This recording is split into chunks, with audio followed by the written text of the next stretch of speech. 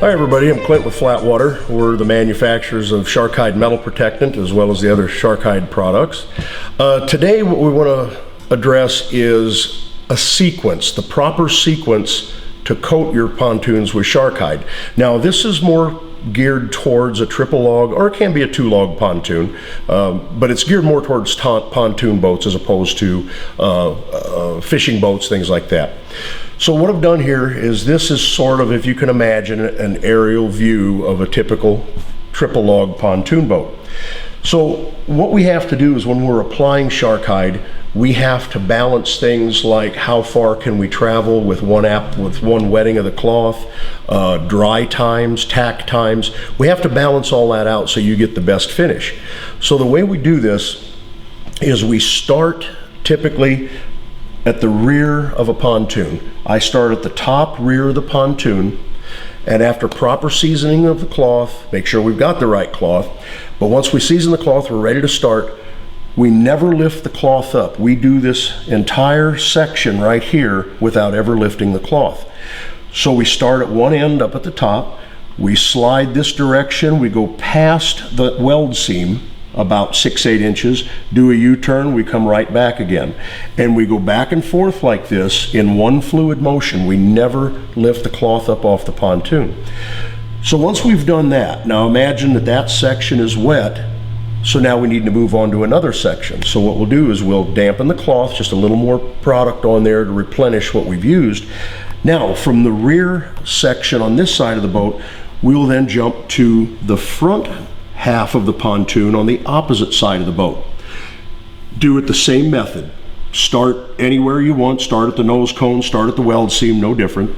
Go back and forth from top down till you get that whole section done.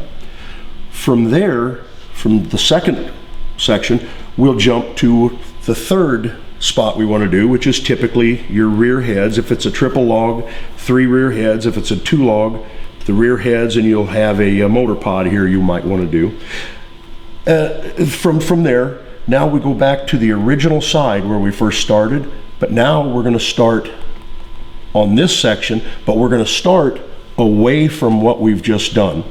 You start back at this weld seam and travel towards what you've done, overlap it by a few inches, and then head back and forth. You overlap onto this, back and forth. Keep in mind, when you start overlapping sections that you've done, you want to do them real light-handed and real quickly. We're covering roughly a 10-foot section here in about 2 to 3 seconds. So when you take off, if you count in your head 1001, 1002, by the time you hit 1003, you should be in that U-turn heading back. So we're moving at a really good clip. So after you've done the 4th section, then we jump back. This will be our 5th section we do.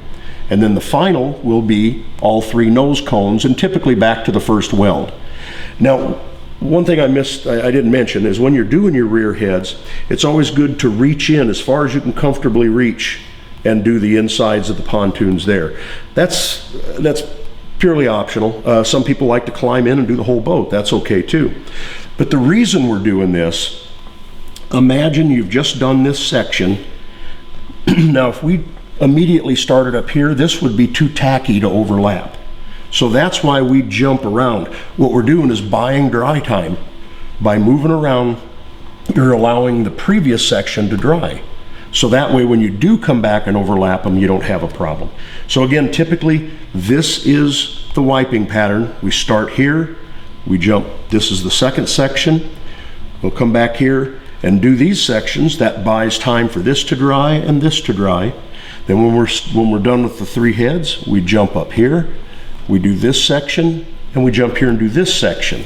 Now that allowed this to dry, and now we can come back and do the nose cones. So it's really pretty simple. If you just divide your boat up into sections and buy as much dry time as possible, that way you'll get a nice seamless overlap. You won't get any textured line marks or anything. So this is it. So next we're going to tackle the boat behind us, and we'll show you how to do it in the real world.